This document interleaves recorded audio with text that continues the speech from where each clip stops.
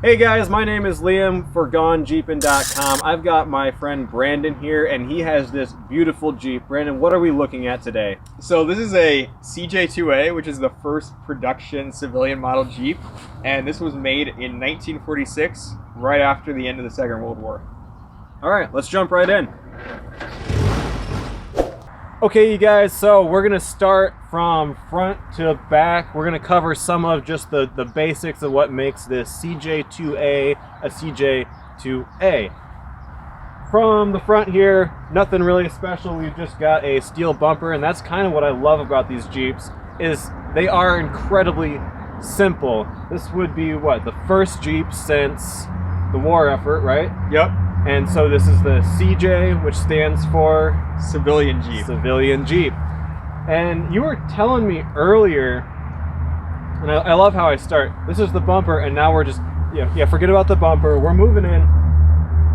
What's going on here? You got Willys on the side of the hood. You were telling me earlier that it originally said Jeep, because we're talking about a 2A, and last I checked, 2 comes after 1, and A, what's going on there? Why is this a 2A, and what happened before this? So before the 2A, you had the CJ1, which was the first civilian Jeep prototype. Only one of those was made. Then you had the CJ2, so no letter suffix on the end of that. And the CJ2 was a pre-production series. And okay. I want to say somewhere around like 40 to 50 of those were made. Don't quote me on that. I could be wrong. But the CJ2 actually had Jeep on the side of the hood and on the windshield and on the tailgate. But then when the CJ2A came around, they switched from having Jeep on the bodywork to Willys. And the reason for that was to support Willys Overland's case to get the Jeep name trademarked. So Willys actually filed for the Jeep trademark in 1943, but they weren't actually awarded the trademark until much later. And the reason for that is the government said, all right, you need to provide evidence or proof that you are the sole maker of Jeep. So Willys had to associate in the public's mind the words Willys and Jeep, had to really link those two together.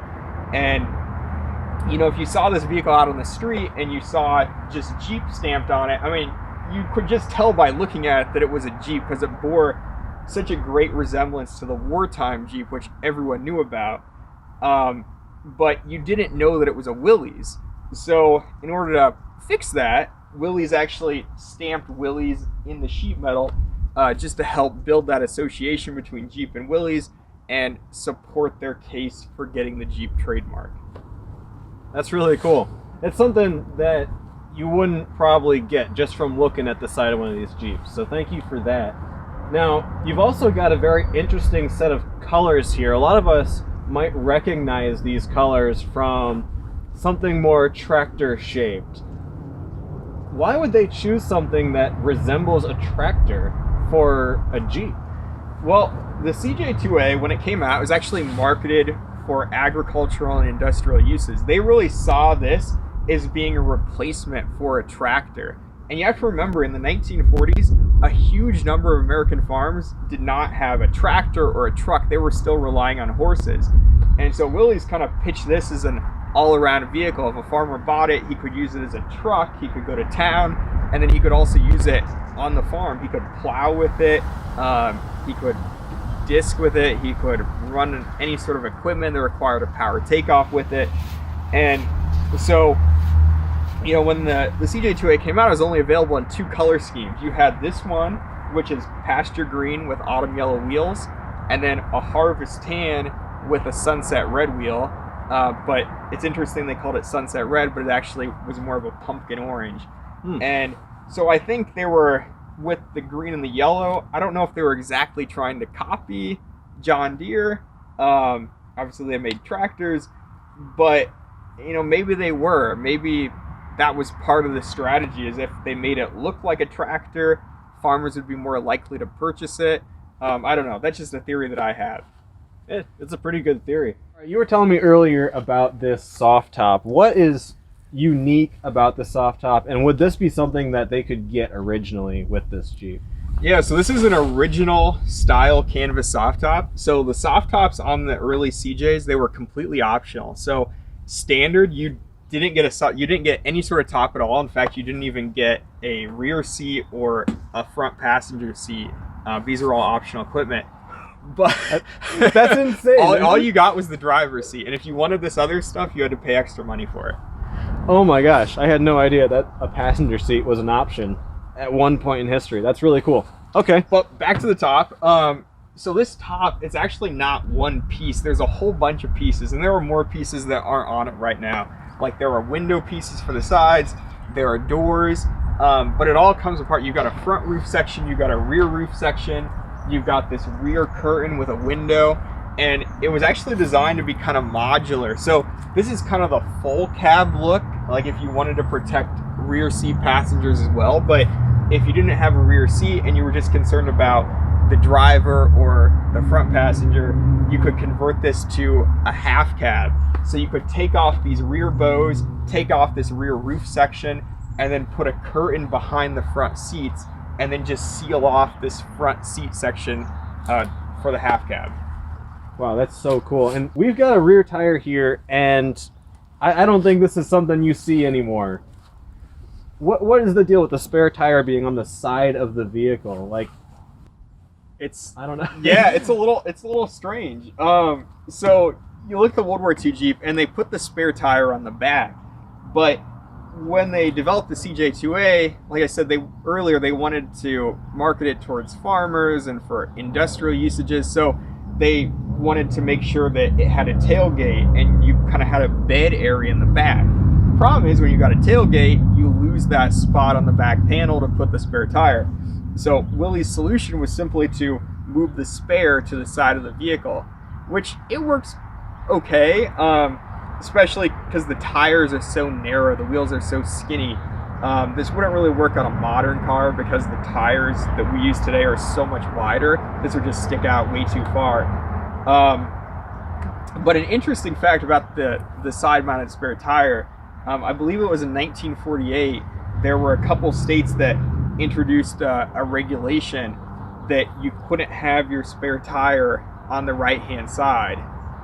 The thought there was, if the driver needed to look over on the right side of the vehicle, they didn't want any sort of obstruction that would interfere with his vision.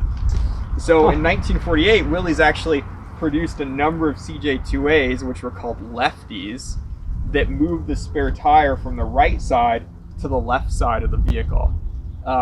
Pretty rare. They didn't make a ton of them, but it was designed because of that regulation that some of those states came out with.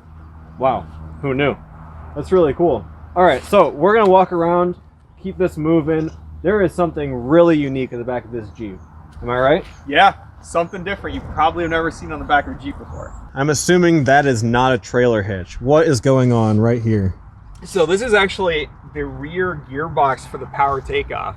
So basically what you would find on the back of a farm tractor from the 1940s, 50s, or 60s. And this is actually covered up by the shield. But underneath the shield, you've actually got the shaft for the power takeoff. And then you could hook this up to like a baler or a grinder and really power any sort of farm equipment, an auger perhaps. And additionally, Willys produced a belt pulley, which would be bolted on in place of this PTO shield. Because there was a lot of farm equipment at that time that was powered by a leather belt, like a threshing machine. And so you would hook up that belt pulley, run a leather belt from the belt pulley to whatever implement you wanted to power, and then get power to the implement that way. But there's actually a drive shaft that comes off the back of the transfer case and then runs underneath the floor to this gearbox back here. All right, and we're gonna actually roll under this Jeep in a few minutes just to see some of the drive shafts and things. But tell me again, we've got what looks like a taillight that's sticking out of the vehicle, and we got another one over here that's flush mounted, but that's not a light, is it? Yeah, correct. So from the factory, CJ2As only had a tail lamp and a brake lamp on the rear driver side. This other side is actually just simply a reflector, but that's the factory configuration, and that's how they were delivered originally. All right, and then there's that tailgate we talked about, and it's got the Willys stamp on it as well. Very cool. So you'll notice these sheet metal pockets on that welded to the side of the vehicle. And when a lot of people see these, they think it was used for storing some kind of axe or a shovel, kind of like on the World War II Jeeps. But what these actually are for, these are bow storage pockets.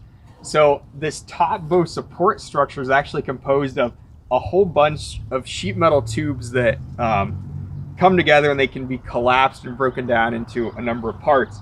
And the vertical upright pieces of the top bow assembly actually fit into these pockets and are stowed here on the side, and they can be held down with a strap that runs between these Footman loops. And then the horizontal pieces actually clamp underneath the windshield to this panel underneath these clamps right here.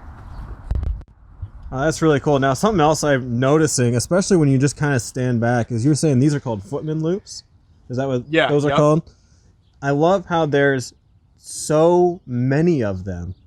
I mean, just in this one view, I'm seeing 1, 2, 3, 4, 5, 6, 7. These are just ways to tie down, say, soft top or cargo? It was mainly for the soft top. So, if you had the half cab, and there's actually even more. So if I lift up this floor mat, you'll notice more Footman loops down here. And these were actually used for securing the rear flap if you were using the half cab portion of the canvas top. And then some were also used like these. If you collapse down the soft top, you could fold up the canvas, roll it up, and place it on these rear wheel wells, and then cinch it down with straps. But there are tons and tons of these Footman loops all over this vehicle. It's kind of crazy. It is kind of crazy, but they're just so useful. I'm actually halfway as tempted to put a ton of these on my YJ now, because I don't know, I really appreciate that look.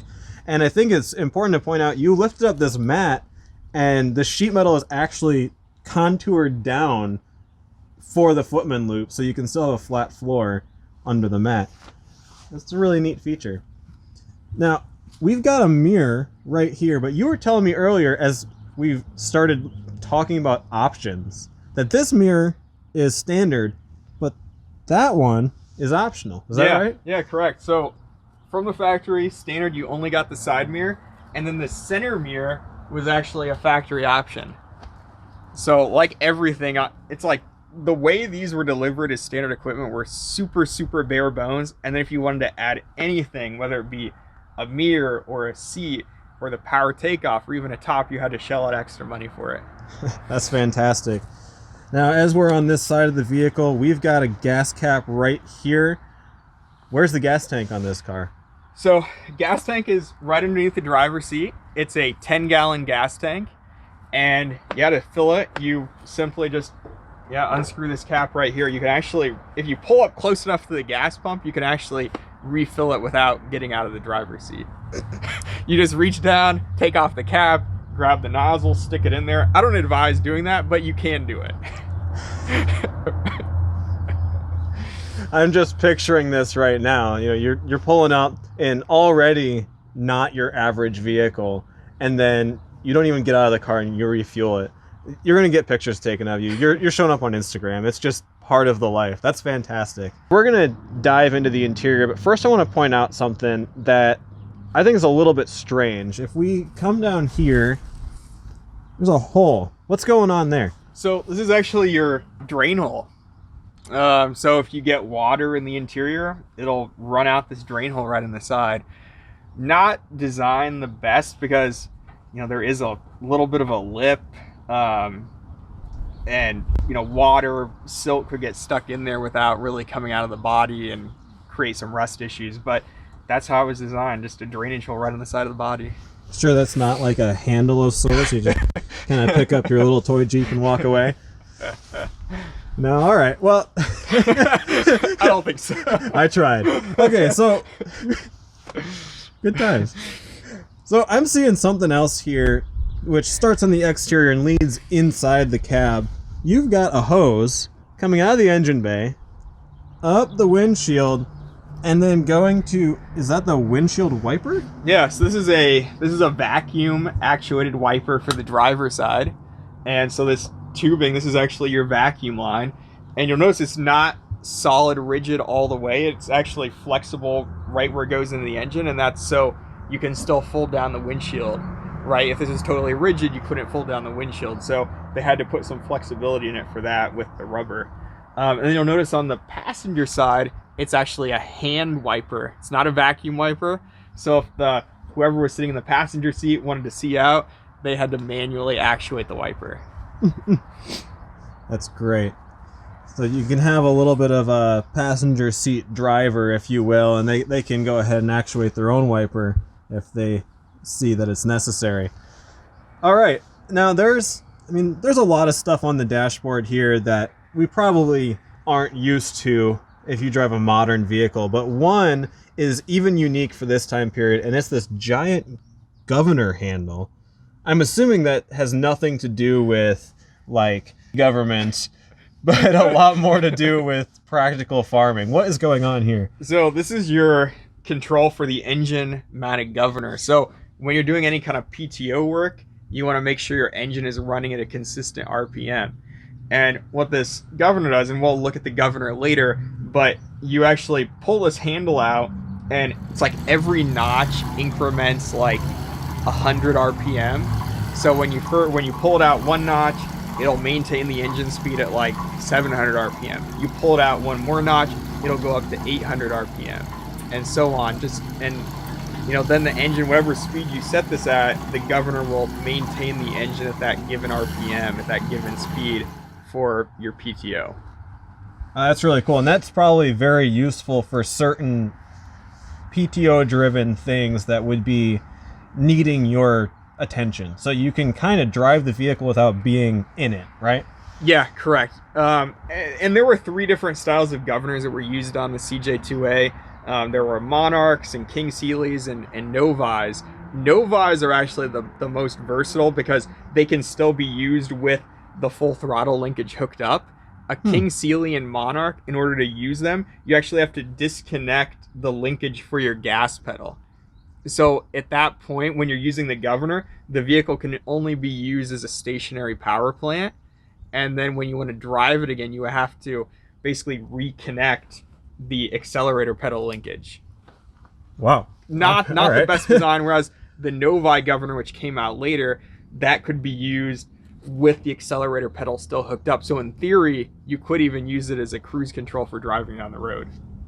Not very safe, but you could do it.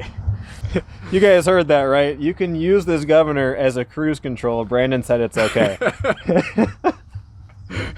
It's totally legal. It's totally safe. Okay, sticking with the dashboard, there's this strange looking handle. What is this handle doing in your dashboard? So this is actually the parking brake. This is the handle for the parking brake. So you just pull this out and then it sets the parking brake, which is actually a giant drum mounted on the back of the transfer case. All right. On the transfer case. Yep. That's unique. Okay, and then it looks like you've got a key here, which we were talking about the military Jeeps. They didn't have keys. This one does. Correct. So that's good. It's a little far from the driver. It's a little bit of a reach, but you think about it, it's like you've only got to reach over and turn it once when you're starting up the vehicle. And once the vehicle is running, you don't have to reach for it again. So I think it's fine. It's not very ergonomic, but I think it works. All right, and then there was one other thing you were telling me about this dashboard that I found very strange. We got a notch over here on the steering wheel. What's going on with that notch above the steering wheel? So when the CJ2A first came out in 1945, they were actually equipped with a 3-speed on the column shift mechanism for the transmission. And then as CJ2As got out in the field, they were being used. It was found that column shift mechanism wasn't very durable. It was prone to failure, prone to breakage. So Willys switched to a more conventional floor-mounted shifter. But when they switched that, they actually left the indentation, the stamping in the dash that was designed for that column shift mechanism to pass through the dash and to the steering column. They just left it there as just a residual remnant. I guess that's one way to save a little bit of money on retooling your stamping. Last thing on this dashboard is we got this plaque up here, and this plaque is really, really cool. You want to tell me what's going on here? Yeah, so it's kind of cool. You've got a little industrial scene, factory scene on this side. And then over here you've got a agricultural scene. You got a barn with a little silo. And you know, when the civilian Jeep first came out, it was called the Universal Jeep. It was said it could be used for anything. It could be used for industrial uses as represented by the factory scene, or it could be used for agricultural uses represented by the farm scene. And you know, the Jeep, as you said earlier, the Jeep kind of here, it's like physically bridging these two things, the industrial and the agricultural. Right. They were really, really pushing that this is an all-purpose tool. And I think that's just the coolest thing. And then, of course, because it is an all-purpose practical tool, you've got all kinds of information on this plaque as well, telling you how to operate it. Transfer case, transmission, even how fast you should be going or can go in certain gearing. I think that's just really cool. What do we got going on under the passenger seat? So under the passenger seat, we actually have a toolbox. And so you just pull the front passenger seat forward, and then you got a little lid, and then you open that up, and then you've got your toolbox right in here. So it makes it handy for storing your jack or lug nut wrench or screwdrivers or whatever else. Now, this Jeep, you were telling me, this body has some newer components on it for the restoration purposes, and it's actually missing an emblem on the toolbox. Am I right? Correct, yeah. So originally, this toolbox actually had a script Jeep stamped in the front of it, which is the only place that a script Jeep ever appeared. You know, everywhere else, it was block letters, and that's still what's used on Jeeps today. But this being a reproduction body, it does not have that script Jeep stamped in the front of the toolbox. Now we are in the engine bay of this CJ2A, and this again is not necessarily what we're used to seeing on a modern car. There's a couple extra things in here that make this Jeep special. One of them is right in front of me, but we're probably going to come to that in just a moment. If you would just really quick give us a tour of the engine bay, what are we looking at right now? Yeah, so this is a 4-cylinder flathead Go Devil engine rated at 60 horsepower. We've got our oil filter canister here. This is the oil bath air cleaner. Circulates the air over oil, gets it clean. All the dirt particles stick to the oil. That's the theory, at least. This is the dipstick. And then we've got our single barrel Carter carburetor. Now that we've seen what a lot of these components are, this 60 horsepower monster, as I should say, was tasked with the job of powering so many different things. And one of the tools that make that possible is this strange looking silver device right here. What is this thing? So this is the engine governor. This is known as a Monarch governor. It was made by the Monarch company, which is actually based out of Detroit. And so this will actually maintain the engine speed at a set RPM for using the power takeoff. There's actually a double groove crankshaft pulley on this. One groove is for your typical fan belt and for the generator, and then the second groove actually is for a dedicated belt specifically to power the generator, or the governor, I mean. Too many G words. Too many.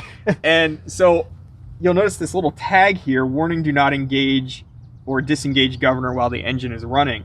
So right now, this governor is not actually functioning, and there's nothing actually spinning in it if we were to start the engine. So there's actually this little clutch mechanism here, and once you pull that down, now the governor would be engaged. You could use it, and then you simply just put this back up against that pin to disengage the governor. You'll notice it actually has this linkage which connects it to the carburetor, and that's actually how it will maintain the given engine RPM. If the engine starts to slow down, or if it gets under some kind of load, like if you were to be powering a buzzsaw or something like that, it'll actually give a little tug on the throttle through this linkage and increase the engine speed a little bit. And so I'm assuming that's why the governor connects to the crankshaft, right? So it can tell when you're going under load if your RPM is changing. Correct. There are actually, if you were to open this up, there are actually a couple spring-loaded weights that are spinning around in there when this thing is connected and fully hooked up. That's awesome, because I had actually thought that it would be like a choke, where it would just be a direct connection to your butterfly valve. No, that's not the case. Well, definitely a lot different than that. A lot more complicated than that, and that's really awesome, because that really is the heart of some of the tools that you could be running off of this. So it's really neat that it exists. Okay, so fairly standard. You got an engine in the front of the vehicle. This runs into a transmission and a transfer case, and all of that spreads the power kind of wherever, right? Yep. So why don't we're going to try and crawl under this thing and take a look at where this power is being sent, because it's kind of what makes these Jeeps unique. All right, as we're laying on the ground, let's follow the direction of power transmission. What is going on with this thing here? So hanging off the back of the transmission, we got our Model 18 Spicer transfer case. And immediately behind that, this round thing is actually the parking brake drum. And then you've got your rear drive shaft. And then on the front side, on the other side of the engine, you can see, then you've got your front drive shaft to send power to the front axle when your four-wheel drive's engaged. And then the other interesting thing, you'll notice this other shaft up here, and this is actually the PTO drive shaft. So you've got a separate shift unit. This is a Spicer 18H shift unit. Comes off the back here, and then you're routing your power along this long drive shaft to the back of the vehicle to that rear gearbox that we were looking at earlier. Well, you guys, we just emerged from underneath this Jeep. We got a couple more goodies to look at. One being these wood blocks and this little bit of strap right here. Now, these Jeeps, and actually all Jeeps, really, have the ability to, or all Jeep Wrangler CJ type Jeeps, have the ability to fold down the windshield. And this is no exception. What are we looking at here? Why would they put a block of wood on the hood and a little strap? So that's all for folding down the windshield. So when you fold down the windshield actually rests on top of these wood blocks here, and then you tie it down with this strap. You just run this strap through a loop that's welded onto the windshield frame and cinch it tight to hold it down, hold it in place. It's really awesome. Now there's something that you probably can't see on the camera, because I'm looking at it right here, and these wood blocks are beautifully painted, like the rest of this Jeep. It's all beautifully painted, very well done, but there's a little scratch on here from where the windshield has contacted this at some point in time. Is that from the hood going up or the windshield coming down? It's from the windshield coming down and so resting on it. You've actually driven this Jeep with the windshield off. And that's something I wanted to kind of express to someone watching this, is that you didn't just buy this Jeep, right? You actually went through and did the work to create this beautiful representation of what a CJ2A would have looked like coming out of the factory, right? Yeah, so I actually bought this Jeep when I was 15. And then I'd always wanted a flat fender, an old Willys Jeep, and ended up buying this 1946 CJ2A from a guy in Pennsylvania for like $250. And it was a total basket case. There was no engine. The transmission gears were totally shot. Literally, I bought a frame, axles, and a very rusted body with a title. And then I ended up buying two more CJ2As, and then kind of used parts from those other CJ2As to restore this one, and did everything. Took it all the way down to the frame. My grandparents gave me a sandblaster for Christmas one year, and I used that to sandblast everything, the frame, the axles. Totally wore out that sandblaster. Just a little like 5-gallon sandblaster. Totally wore it out, sandblasting all the parts on this. Paid for it through lawn mowing jobs and part-time jobs, and it was really a labor of love when I was in high school. It was like every weekend when I was in high school, I was in the garage working on this thing with my dad. Wow. I guess this doesn't really follow the theme of the video, but I've got to know, Would you say that had you not done this, would you be the person you are today? Probably not. I mean, you know, buying this really got me into Jeeps. It got me into cars, and eventually, you know, working in the automotive industry, and you know, majoring in engineering and in college. Like, I really attribute all of it to this CJ2A. So there you go. What may look like a poor financial choice as a young man led to a career in Jeeps. All right, guys, thank you for tuning in. I hope you enjoyed this one. We're going to be making all kinds of videos for you. If you're watching it right now while we're not in Moab, I hope we've given you plenty of things to watch while you're on your couch. Please tune in, and thanks for showing up. Thanks.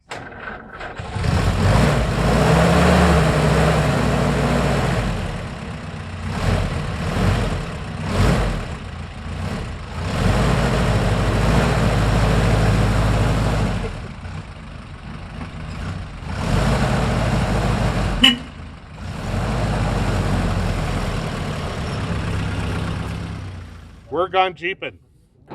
So be sure To like, Share. and subscribe. And if you want to be notified, make sure you ring that bell.